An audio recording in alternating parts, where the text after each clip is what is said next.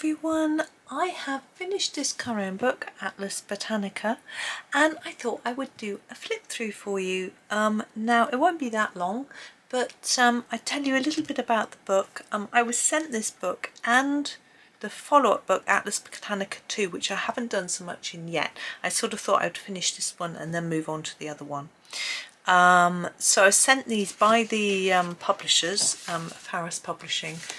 It is printed on Amazon paper, so it's got that sort of thinner sort of copy paper feel. It's not as thin as my copy paper, that's for sure. So that's that. But thought I would show you the colouring. Basically, I'll show you the first picture while I'm talking. The pictures are from a copyright-free, a book that's old, that's no longer got copyright on. And what the publishers have done is they've just taken pictures, they've grayscaled them, I don't know if they were grayscaled in the book or not, and just put them into a colouring book. And what is quite good about these is a couple of things. Firstly, at the very bottom here you can see this writing. It's probably a little small for you, but it says dandelion, this is a dandelion, but then it says Dens leonis taraxacum, which is the Latin name. Now that's quite useful because when you look up dandelion you will find them, but sometimes the flower names you can't find the exact one, so that helps you. And then there's little bits in, there's one is a flower, so that bit there, 2 is a root, which is there, and 3 is the seed, so it sort of has a bit of a thing, parts. It helps you to identify the plant really.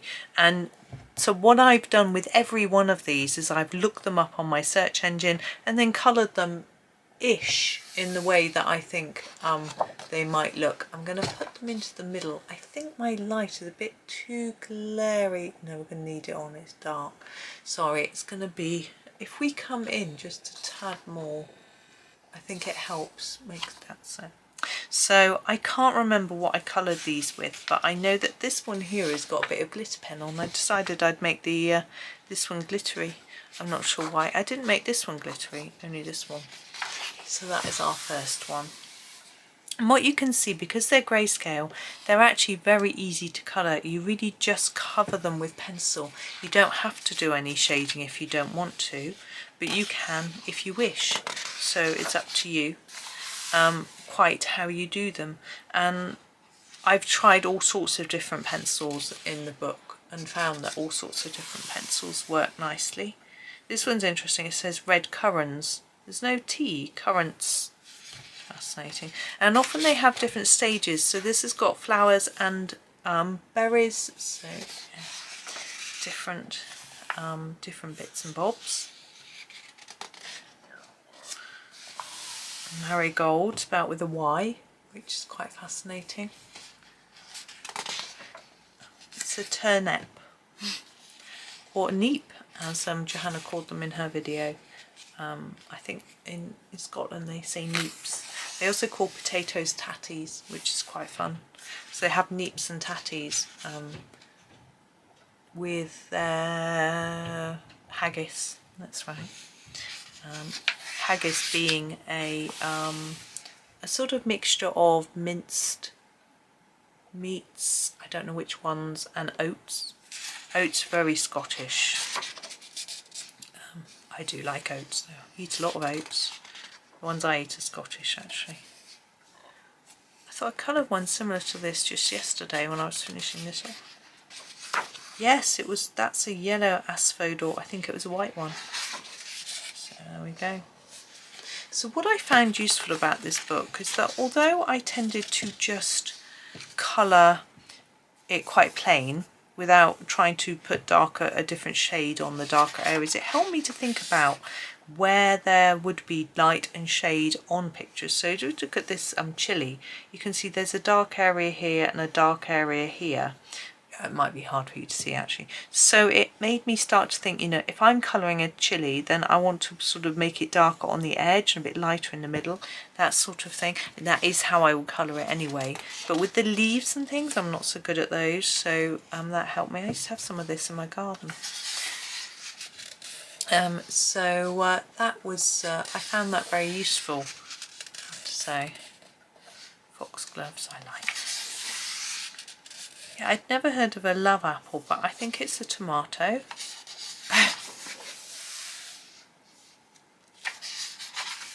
Now, I found that towards the end of the book, I haven't coloured in those seeds there.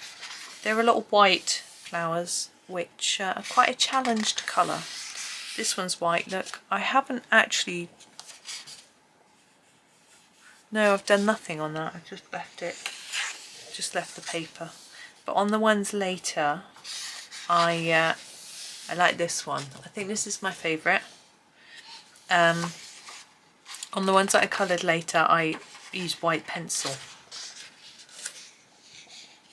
It's called Dragons. I like that. So like a cucumber, but a small one. I love colouring the berries, such fun.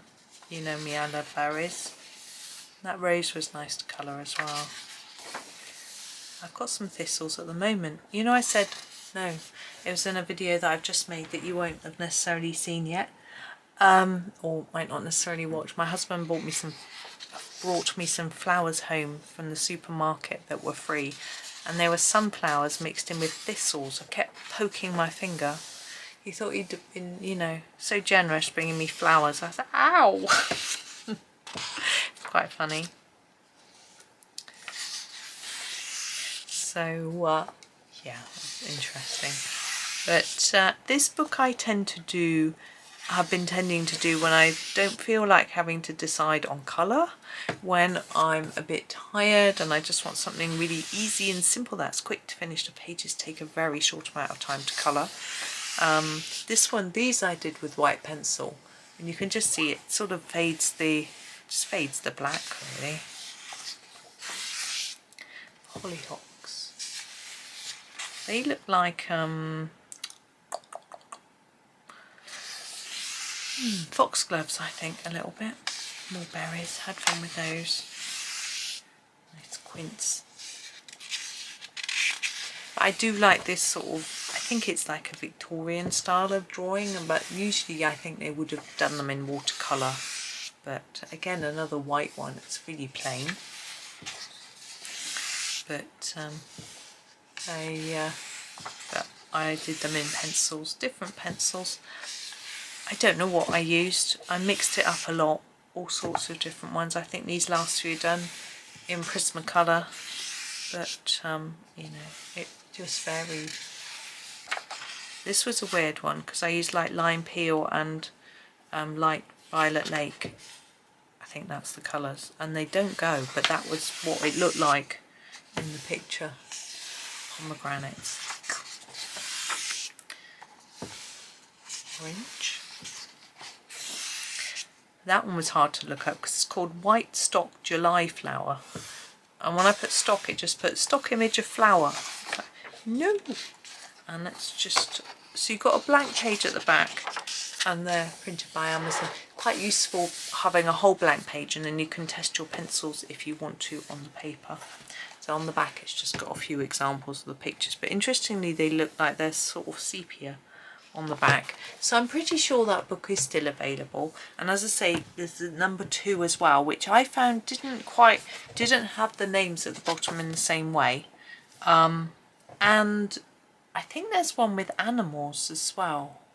I seem to remember he's done one since. I'm not sure, but anyway, that's that one. So I hope that was okay. I thought I would just show it to you as I finished it. Yeah, it's nice to have finished another book. I've got an idea to finish a few others, but we'll see how I get on. But thank you for watching. Have a super day and happy colouring.